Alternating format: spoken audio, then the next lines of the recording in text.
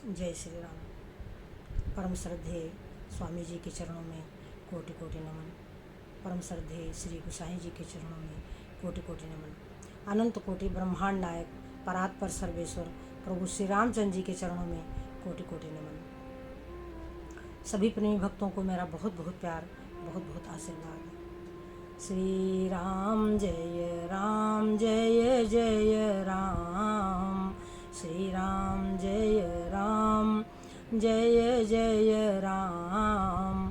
मंगल मूर्ति मारुति नंदन, सकल मंगल मूल निकंदन। पवन तनय संतन हितकारी, हृदय विराजत अवध बिहारी। मात पिता गुरु गणपति नारद, शिवा समेत शंभु सुख सारद। चरण बंदी बिनऊ सब काहू, देहु राम पद नेह निबाहु। बंदऊ राम लखन भय देहि, जे तुलसी के परम सनेही। जे तुलसी के परम सनेही। श्री राम जय जय राम। श्री राम जय जय राम। बंदो राम लखन बैदेही, जे तुलसी के परम स्नेही। श्री गोसाई जी कहते हैं कि संसार वालों, यदि तुम इस कथा को सुनोगे तो तुम्हारा क्या लाभ होगा। जे यही कथहि स्नेह समेता, कही हैं सुनी हैं समुझि सचेता। होई हैं राम चरण अनुरागी, कलिमल रहित सुमंगल भागी। कलिमल रहित सुमंगल भागी। जे यही कथई स्नेह समेता, कही हैं सुनी हैं समुझ सचेता। हुई हैं राम चरण अनुरागी, कलिमल रहित सुमंगल भागी। वह कलयुग के पापों से रहित हो जाएंगे और उनका जो जीवन है वह मंगलमय हो जाएगा सज्जनों। और जो इस रामचरित मानस रूपी मानसरोवर में अपने मन को नहीं नहलाएंगे, उनका क्या हाल होगा।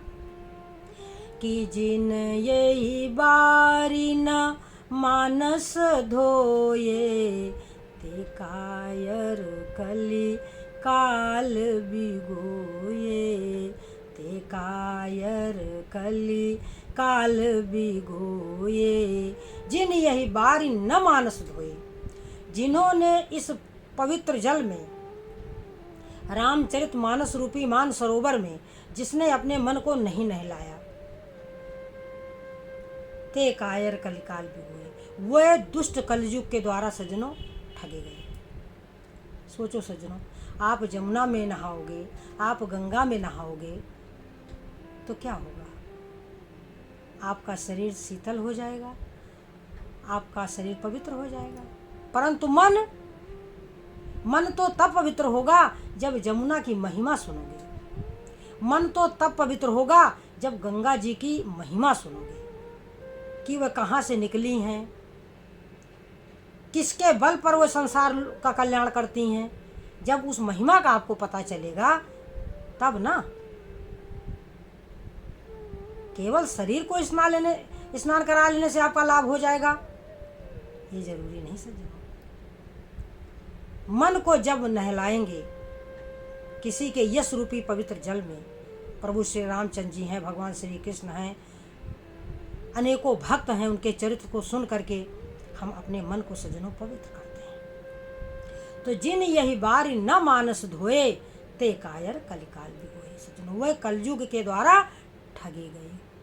इसलिए भगवान राम का जो नाम है वो परम पवित्र, अपवित्र को भी पवित्र करने वाला है। सज्जनों, उनका गुण, लीला, तत्व और रहस्य हमारे जन्म और जीवन को सफल करने वाला है। इसलिए ये जो सुंदर अवसर है, मानव जीवन मिला है और उसमें जो समय मिला है,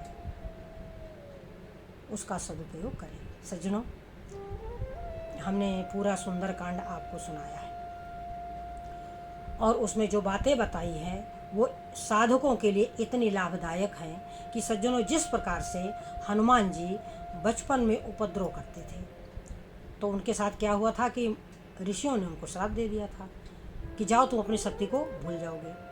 फिर पीछे से देवताओं ने प्रार्थना करी कि इनका राम काज के लिए अवतार हुआ है, तो ऋषियों ने कहा कि ठीक है, जब इनको कोई याद दिलाएगा तब इनको अपनी शक्ति का स्मरण हो जाएगा। तो ये तो हो गई सज्जनों हनुमान जी की बात। अब हमारी और आपका क्या हाल है? हम लोग पिछले जन्मों में जो कुछ भी किया है वो हमको विस्मरण हो चुका है। जैसे जामवंत का अर्थ होता है ज्ञानवंत, जैसे जामवंत ने उनको स्मरण दिलाया कि अरे तुम तो बल बुद्धि विद्या के निधि तुम्हारे पास है, और फिर याद दिलाया कि राम काज लगी तो अवतारा, राम काज के लिए ही तुम्हारा अवतरण हुआ है। हनुमान जी तुरंत खड़े हो गए राम काज के लिए, उनको उनकी जो स्मरण शक्ति थी वो जागृत हो गई। सज्जनों, अब हमारी और आपकी स्मरण शक्ति कैसे जागृत होगी? हमने संसार में जब जन्म लिया तो पिछले जन्म का सब कुछ हमको विस्मरण हो गया। अब कोई ज्ञानी व्यक्ति, कोई तजुर्बेकार व्यक्ति, जैसे जामवंत ने हनुमान जी को जगा दिया, ऐसे ही संत महात्मा हमको बारंबार जगाते हैं। तो हम भी जब जग जाएंगे, हम उनसे नाम दान लेंगे और उसके बाद हम जैसे ही आगे बढ़ेंगे सज्जनों, वैसे सबसे पहले हमको क्या मिलेगा? सिंधु तीर्यक भूधर सुंदर। अब उसको सुंदर क्यों कहा तुलसीदास जी ने? उसको सुंदर कहा है, उस पर चढ़े हैं हनुमान जी ने और बार बार अपनी शक्ति को आजमा रहे थे। तो जो अपनी शक्ति को आजमा रहे थे तो पाताल लोक में क्यों चला गया?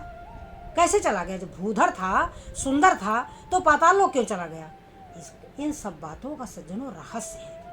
सभी जितने हमारे टीकाकार हैं महात्मागण, वो अपने अपने तरीके से उसका अर्थ लगाते हैं। सज्जनों, अर्थ यही है कि वो सुख रूप पर्वत है जो हमारे मन में सुखासक्ति है। जब हम राम भक्ति की खोज के लिए निकलेंगे तो हमारे पीछे सुख की आसक्ति तो है ही, हमारा मन सुखों में आसक्त है। तो वही बहुत बड़ा पर्वत है, वही सुंदर पर्वत है।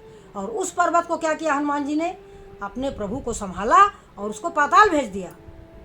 माने सुखासक्ति में नहीं फंसे, उसके आगे चले तो मैनाक पर्वत आ गया विश्राम कराने के लिए।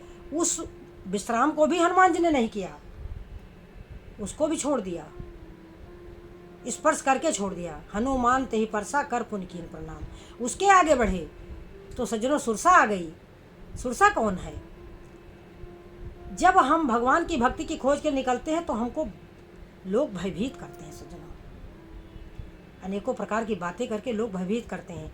हम जब भक्ति के मार्ग में चले तो कई लोगों ने कहा, अरे जो भक्त होते हैं उनका परिवार बर्बाद हो जाता है, वो कहीं सुखी नहीं रहते, वो ये हो जाते हैं। अनेकों प्रकार की बातें लोगों ने करी, परंतु मुझे तो कुछ ऐसा नहीं लगा सज्जनों।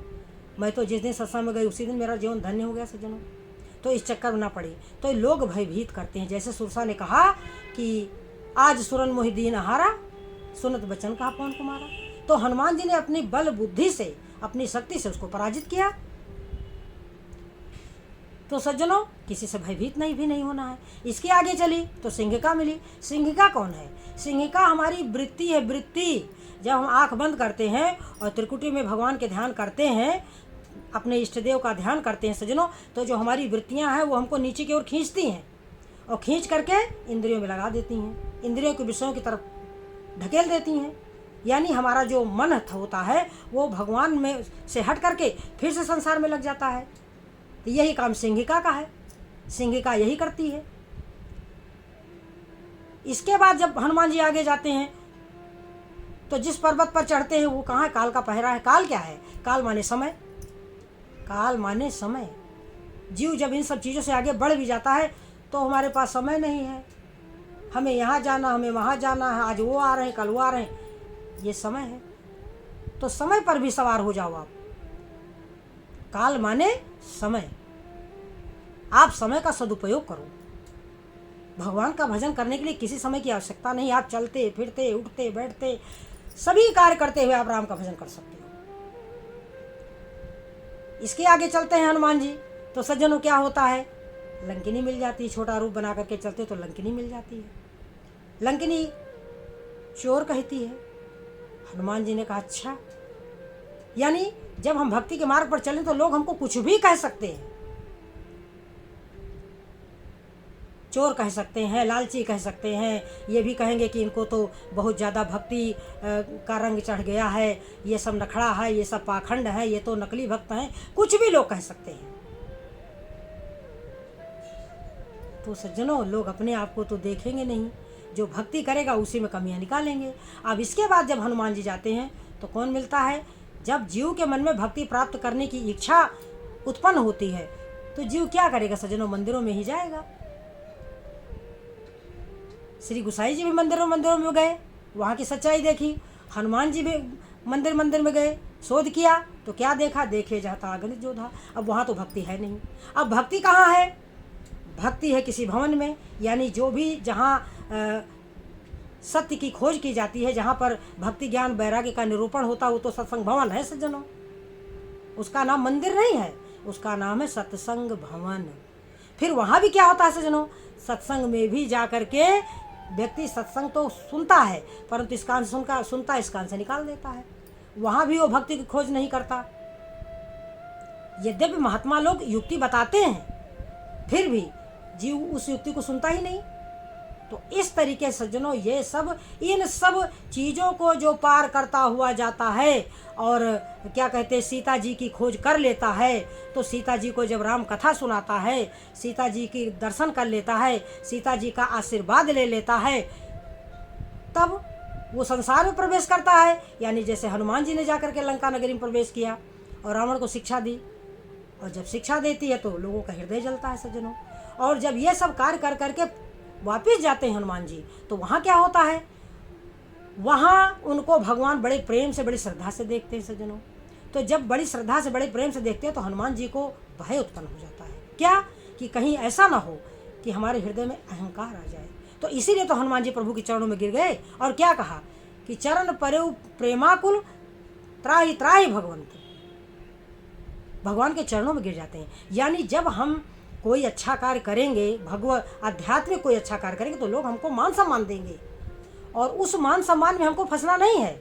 उस समय लोगों के मान सम्मान की ओर हमें ध्यान न दे करके, धन दौलत की तरफ हमें ध्यान न दे करके, हमें भगवान के चरणों में गिरना होगा कि हे प्रभु, ये जो कुछ भी हुआ है आपकी कृपा से हुआ है। हमने जो कुछ भी दौलत पाई है भक्ति ज्ञान वैराग्य की, वो आपकी कृपा से पाई है प्रभु। और भगवान के चरणों में बार बार संसार से ये जो भी अपमान मिले तब तो कोई बात नहीं है।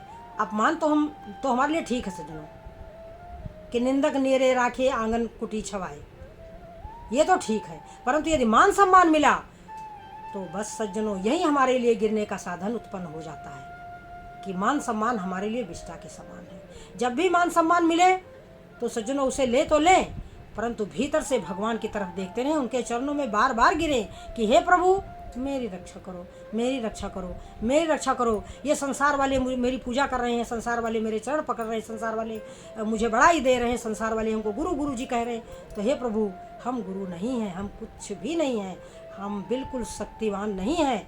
हमारे पास जो भी शक्ति है अपने प्राणेश्वर की दी हुई है। तो प्रभु के चरणों में बार बार हमें गिरना होगा कि त्राहि माम, त्राहि माम, त्राहि माम। और भक्ति ही वो मणि है जिसमें हमें अपना स्वरूप दिखाई देगा, जिसमें हमें भगवान का स्वरूप भी दिखाई देगा। तो हम कुछ नहीं हैं, इस बात का एहसास होना ही चाहिए। कभी हमारे मन में ये भावना आने पाए कि हम बहुत ज्ञानी हैं, हम बहुत प्रेमी हैं, हम बहुत नहीं। अभिमान होना तो चाहिए, परंतु रामचंद्र जी के ऊपर अभिमान होना चाहिए कि यस अभिमान जाई जनि भोरे, और मैं सेवक रघुपति पति मोरे। मैं सेवक रघुपति पति मोरे। मैं उनकी दासी हूँ, वह मेरे नारायण हैं, वह मेरे स्वामी हैं, वह मेरे प्राण हैं। और मुझे इस बात का अभिमान होना चाहिए कि वह मेरे प्राण हैं। उनकी हमें याद आती रहे, हम उनकी विरह में जलते रहे। बस यही तो सुख है। सज्जनों, बात समझ में आए ना कि जो प्रेम की धारा है वही तो राधा है। जो हमारे हृदय में प्रेम की धारा है वही तो राधा है। तो वो चीज़ हमारी समझ में आ जाए कि हमारे अंदर कहीं से भी थोड़ा सा भी अहम भाव ना आने पाए। तो सज्जनों, ये मैंने आपको रूपक बताया है कि सुंदरकांड का मतलब यही है कि साधना के पथ पर जो जो कठिनाइयाँ आती हैं उन सबको हमको बड़े प्रेम से सहते। चाहे सुख मिले तो उस तरफ ध्यान नहीं देना चाहिए, चाहे दुख मिले तो उसमें भी हमें घबराना नहीं चाहिए। बार बार हमारी वृत्तियाँ नीचे चली जाएंगी, परंतु हमें खींच खींच कर फिर उन ऊपर ले जाना है, बार बार भगवान के चरणों में ले जाना है। हे राम हे राम हे राम, यही करना है सज्जनों। हरे कृष्ण हरे राम, यही हमको करना है सज्जनों। तो गोविंद गोपाल जिनके अमृतमय नाम है, गोविंद गोपाल जिनके अमृतमय नाम है, वही हरि अविनाशी बस कण कण में, वही हरि अविनाशी बस कण कण में। ब्रह्मा शिव इंद्र जाके दरस को तरसे, नित्य ही विहार करें वही मधुबन में, नित्य ही विहार करें वही मधुबन में। तीन ही पगन से मैं जिन नाप लियो तीनों लोक, वही हरिया के बसी जाए मेरे मन में, वही हरिया के बसी जाए मेरे मन में। भव सिंधु जा की धार आगम अपार है, पार कर दे तो प्रभु एक ही क्षण में, पार कर दे तो प्रभु एक ही क्षण में। गोविंद गोपाल जिनके अमृतमय नाम है, वही हरि अविनाशी बस कण कण में, वही हरि अविनाशी बस कण कण में। सज्जनों, वह नारायण कण कण में बसे हुए हैं। तो जब कण कण में हैं तो यहाँ भी हैं, हृदय में भी है। हम नाम जप कर तो देखें, हम उन्हें अपना बना कर तो देखें। हम एक बार कहें तो कि हे प्रभु, हे नारायण, हे स्वामी, जब सबको मिले हो तो हमें भी मिल जाओ। प्रभु, आप भक्तों पर कृपा करते ही हो तो फिर मेरे ऊपर भी करो।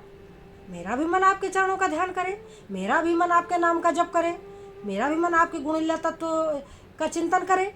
प्रभु, यह जो अनमोल दौलत है ये मुझे भी दे दो, जो सबको दिया है, अपने भक्तों को दिया है, तो प्रभु मुझको भी दे दो। मानते हैं कि हम उस लायक नहीं हैं, हम इस बात को मानते हैं कि हम उस लायक नहीं हैं, फिर भी प्रभु हैं तो हम आपके ना, हैं तो आपके, तो ऐसी कृपा मुझ पर भी करो। तो सज्जनों, ये जो आप मांगेंगे तो प्रभु आपके ऊपर कृपा करेंगे, अवश्य करेंगे। इन्हीं शब्दों के साथ हम अपनी वाणी को विराम देंगे। सज्जनों, सुंदरकांड का जो रहस्य था वो संक्षेप में मैंने विस्तार से भी आपको बताया और अब संक्षेप से भी बताया। आप साधक हैं